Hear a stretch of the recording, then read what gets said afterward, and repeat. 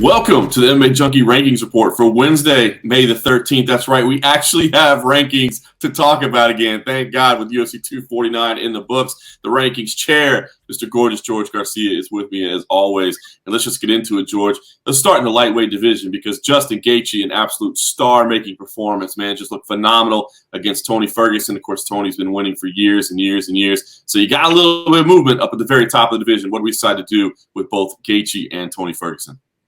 All right, so Gaethje goes from number 4 to number 2, right behind the undisputed champion Khabib Nurmagomedov. Gaethje, your new interim champion. He stands at number 2, and he slides Ferguson down one spot. Ferguson competed at many times throughout the fight, landing that huge uppercut at one point where we thought, wow, the tide might be turning, because usually when the fight goes further out, that's when Ferguson takes over. But credit to Justin Gaethje, he got himself a belt. So Ferguson goes to 3, Gaethje goes to 2. And wait till you see where Poirier and McGregor line up. Something tells me, John, I'm going to be getting some tweets from a certain Irishman. He's not going to be happy to be behind P-Head, is he? All right, let's talk about the Bantamweight division. Interesting stuff here, right? Because Henry Cejudo retired. Surprisingly, man, we didn't even have an inkling that this was going to happen. So after a win, after a title defense, he retired. But I don't kind of know where that stands just yet. And I imagine you feel the same. Meanwhile, on the opposite end of it, you got Dominic Cruz, who comes back after 3.5 years, suffers a loss, but it's hard to overlook his whole career. So interesting moves to make with both these guys. What'd you end up doing, George? Yeah, with Cejudo, we're going to leave him there. You know, he left a little out, like, hey, look, tack on a 0, and maybe I come back and fight. And even Dana White said, hey, look, let's get through these other 2 events out in Jacksonville. And once we get back to our home turf of Las Vegas, we'll check in with Henry one more time and see where he's at. And if we have to make a move and create the vacant title and find ourselves 2 prospects, well, prospects isn't the right word, contenders, then at that time, John, probably in about a week or 2, we'll probably make our move. For right now, he stays at number 1. And then with Cruz, I focused on where he left about 2 years ago.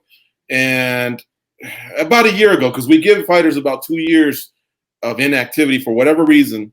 And he left at number 4. But who was he mixing it up with back then? Dillashaw and Garbrandt. And that's where I started to focus in. I think if he had been a little bit more competitive and maybe this was a split decision or he banged some rounds in there, then maybe I would have drifted him closer to Dillashaw just because we got a round robin with those guys.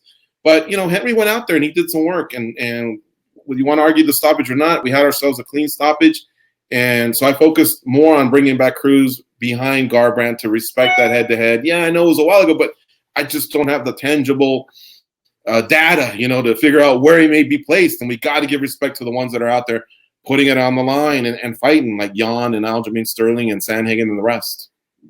Yeah, no question about it. I mean, you can't question what Cruz has done all time, but rankings are about a snapshot in time, right, about what's happening at that moment. He's going to have to get some wins.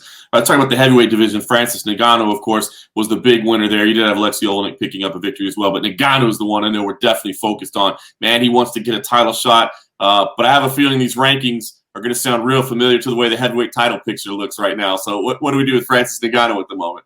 Exactly. You crack your fingers and you start to want to type and you see, well, what can you do? Miocic is undisputed champ. You know, I know the clock's ticking on him, but you got to leave him there. And Daniel Cormier is the former champ who's 1-1 with the current champ. And he hasn't done anything wrong other than lose to the current number 1, and he's waiting, and they're going to settle that trilogy. But, yeah, the clock's ticking. And in the meantime, Francis Ngannou's done some work ever since he lost those back-to-back fights to Miocic and Derek Lewis. So you want to do something with him and recognize that work because he's just swatting people in 1 round or less. But we have to leave him at number 3. And then Jairzinho Rozenstruik, who was undefeated going in. I mean, it all happened so quick. But at the same time, he's got the head-to-head over Alistair Overeem. That was the fight that got him to the dance. So he stays put too. Crazy, right? Poor Francis Ngannou can't move forward, man. But at least he's staying right where he is with those dangerous results. All right, featherweight I want to talk to you about. Calvin Kattar, man, how fantastic was his victory. This guy is kind of the new flavor in that division, which is so talented. But also, I got to give a shout out to Thug Nasty as well. I've always been on that Thug Nasty bandwagon. Bryce Mitchell, he had an amazing performance as well. So talk to you about what happens with these 2 guys. Yeah, Thug Nasty. He's going to get camo shorts apparently, and he's going to get introduced into the rankings. We're going to put him in the honorable mention. Look, he's got a solid overall record. He's proven himself in the UFC. But look, Charles Rosa's no joke, man. That guy's a Brazilian Jiu-Jitsu black belt. That guy comes from a boxing family. He couldn't get anything going because Thug Nasty swarmed him.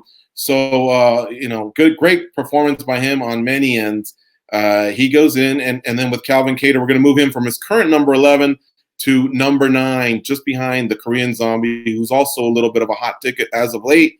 And this is a division that's where normally these guys would probably be higher. But remember, USA Today Sports and MMA Junkie does all of mixed martial arts. We got to give respect to a couple studs, man. The Pitbull, Patricio Freire, and AJ McKee. You know, we got to recognize what they're doing as well. So he's creeping up. Cater, you know, he's coming off a loss, but that win was awesome, and he'll get rewarded with a move up. So that's where he comes in right now.